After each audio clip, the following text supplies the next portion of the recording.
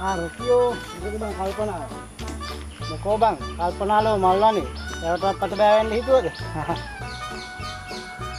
නෑ බං මම මේ කල්පනා කරේ මේක මේ කොච්චර ගැඹුරුද දන්නේ නැහැ නේද කියලා බං මේ ඒක නෙමෙයි රොකි උඹට ගැඹුරට කොච්චර පීනන්න පුළුවන්ද මට අම්මලා දිවිගෙන්න පීනන්න පුළුවන් බං ඈ අම්බුට පීනන්න පුළුවන්ද මටත් පුළුවන් පීනන්න අප්පට එහෙමද